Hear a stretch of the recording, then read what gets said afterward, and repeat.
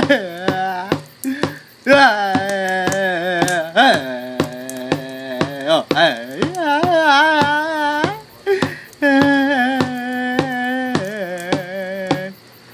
hey, how's it going, kid? So you've come to hear a little tale, right? Now let's see what I got up my sleeve here. Well, it all started long ago. My buddy is taking a little journey with his little brother. I don't know what kind of journey they were taking. Some kind of spiritual quest. Some kind of vision quest to get some ladies. It all began. They're all walking through the woods. And I don't know, they're holding hands and shit. Just being all chill, mellow. And some random stranger, some maniakwe, he's like told his little brother, "Come here." He's like, "Come here." And then his little brother, Littlefoot, he was this little kid, he wasn't know what was going on, so obviously he'd jump in the vehicle.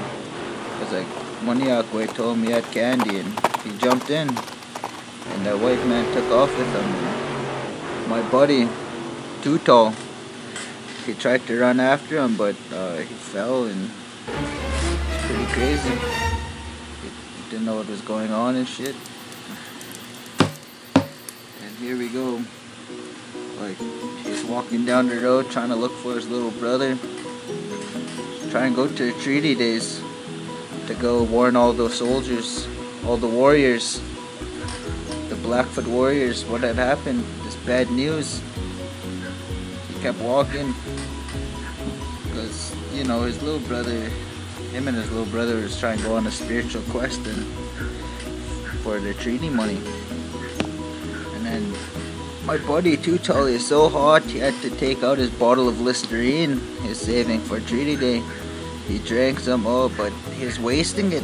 Like, he's telling me he's so thirsty he started wasting his Listerine. It was pretty intense. So he started splashing it all over himself.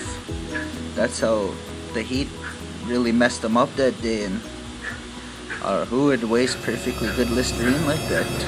I know I wouldn't. Slurp that shit. And here I am, just wanting to continue his legacy. So anyways, he's walking down the road trying to get back to the reservation, and he's seen something. He's seen this white vehicle that took his brother Littlefoot. Is coming down the road at a great speed, and he thought it was gonna pick him up, so he stuck out his leg like a hooker, thought he was gonna get some, but then it was all a fucking trick. He's been deceived. His little brother's been sleeping with this white man this whole time, and they were sticking the finger at him. It was nuts. All this time he was worried about his little brother, and here his little brother deceived him. The only guy he trusted and loved deceived him and left him for a white guy. Oh, just wait. It's my cookum calling me. Just wait. Yes, I want your coil. Oh, hello, cookum? Nope, I don't got your money. Have it Thursday. Oh, he said I'll have it Thursday. Yeah, just want to know if I could borrow $20 for gas and smokes. No, you always give Greg money though, whenever he cries around for it. You always give him $500 a week to go and drink. No? Alright then, that's alright. Thanks anyways. I'll have your money Thursday anyways. Alright, bye.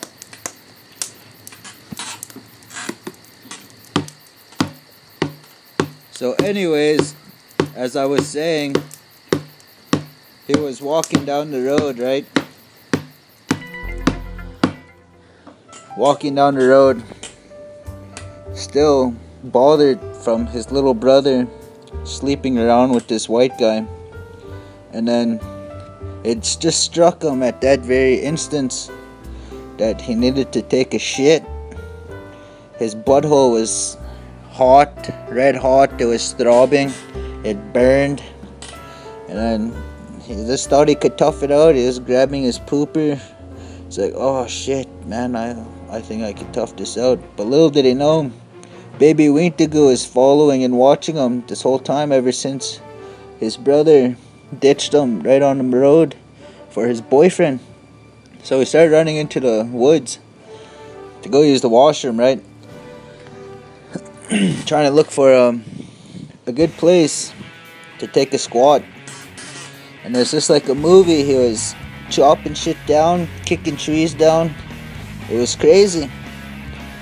It was just something like off of a movie, like off of a Jackie Chan movie. Know what I mean? Then he started hearing cracklings around him. He was like, what? What is that? What that is? Started listening around for it. And then he looked, what? Oh my god, I'm so scared right now. Started digging around, started trying to dig a hole. Put himself in the fetal position. It's intense. And then he's like, huh, there's probably nothing anyways. So he's like, I think it's best I go and take a shit. It's killing me. So he started looking and he found this natural outhouse.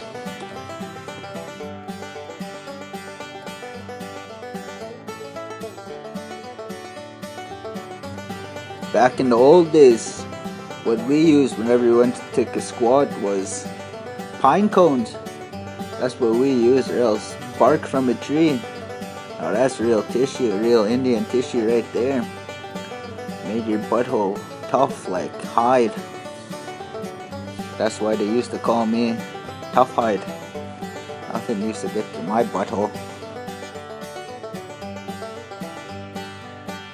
I don't know what was going through his head. Something anyways. Then finally, he's like, what? What that is? I can hear something. Then finally, this baby Wintigo exposed itself. It's peeking around trees like, what? Then he took off running like a bat out of hell.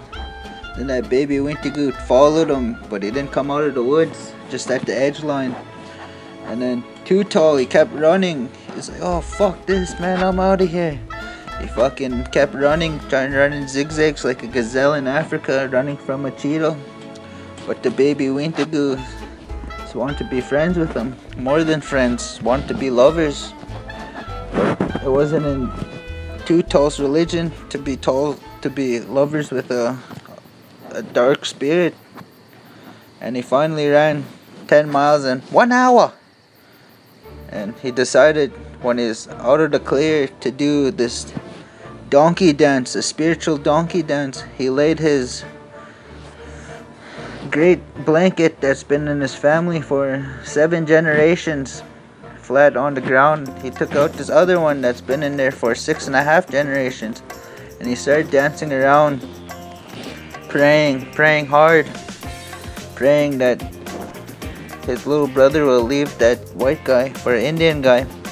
And all of a sudden, the white spirit came out of nowhere. Another white spirit gave him some money, but he's been tricked. Oh shit! The great white spirit took off with it. He grabbed it, and Too Tall was very hurt. He didn't know what to do. He got angry, very upset. He wanted to give up life. He didn't want to go back to the reservation. And you know, I understand him. So he started praying upon the great spirit above. So the great spirit finally answered his calls. Told him to sit his bitch ass down and take a chill pill. And he did. He took out his chair. And the creator gave him a gift.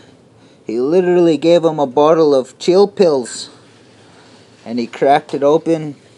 But he told him just take one. But he overdone it and fucking took more than he was supposed to. Like a true fucking pillhead. He was abusing. Fucking drug abuser. And he started tripping out after that. He's like, oh what?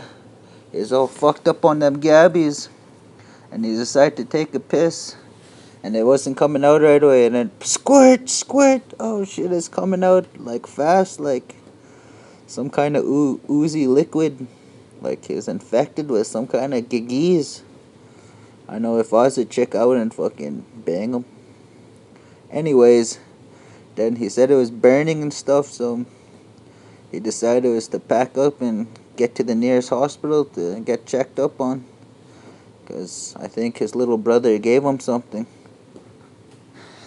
So he started packing his shit up, and he's so fucked up on them gabbies that he didn't even know how to take out his own chair. Put it, to make it smaller, put it back in his bag, and what? Finally, after 3 minutes of battling that chair, he put it back in his bag. And from there on, he decided was to get to the nearest hospital, get checked out, because he's bleeding from his wiener head. And that's all I got to tell you. Until then, have a good day. This is Engine Tales. Come back for another session.